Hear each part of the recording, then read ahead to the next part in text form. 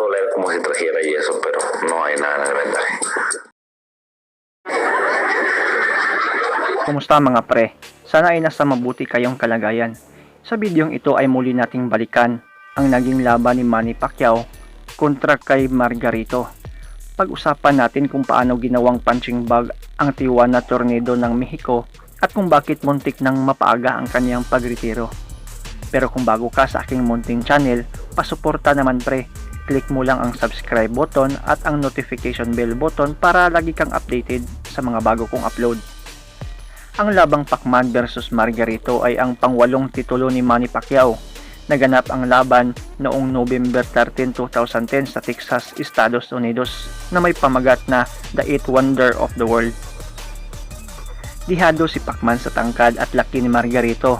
5'11 si Tornado habang 5'6 naman si Pacman. 51 wins, 3 losses, 2 draws si Pacquiao habang si Margarito ay bit-bit ang record na 38 wins at 6 losses. Sa laban na ito ay nakasalalay ang WBC Super Welterweight ni Margarito.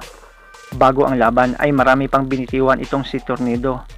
Minaliit ng husto si Pacman, pinagtatawanan kasama pa ang isang boxing champ din na kaibigan ni Tornado na si Bam Bam Rios.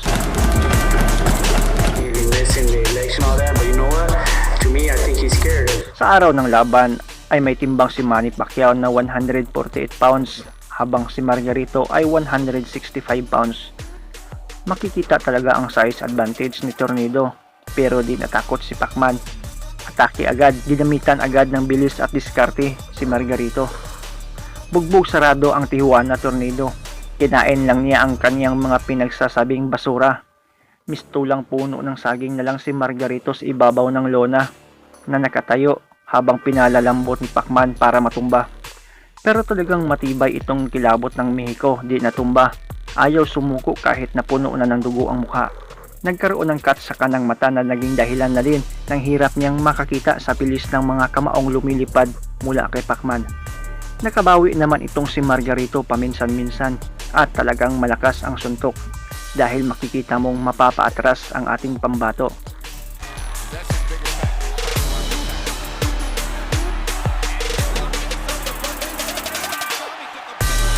Pero sa higpit na rin ang depensa ni Pacman ay di umubra ang pressure na ginawa ni Margarito. Sa round na ito makikita ang tila naawa na si Pacman sa kanyang kalaban dahil sa sobrang bugbog sarado na ito at tila nagpapasuntok na lang. Halos di na rin makakita dahil sa tinamong sugat sa mata. Napatingin na lang si Pacman sa referee na tila nagtatanong kung di pa ba ihito ang laban.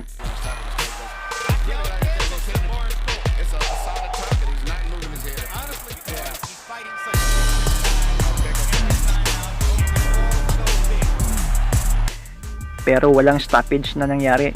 Natapos ang laban sa loob ng scheduled 12 round at panalo si Pacman via lopsided unanimous decision at naisulat na nga sa libro ng kasaysayan ang kauna-unahang 8th Division World Champion, ang ating pambansang kamao na si Manny Pacman Pacquiao. Malalim ang naging sugat ni Margarito sa mata. Nagkaroon siya ng right orbital bone fracture sa kanang mata at nag-undergo ng surgery. Sa interview kay Manny ay tinanong siya kung bakit tila di na siya sumusuntok sa mga huling minuto sa laban.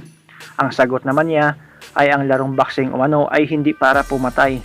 Ayaw daw niya na tuluyang mahinto ang karyera ng Tijuana Tornado. Sa interview ginawa kay Margarito matapos ang surgery ay nagsisisi daw siya sa pagmamaliit niya kay Pacquiao.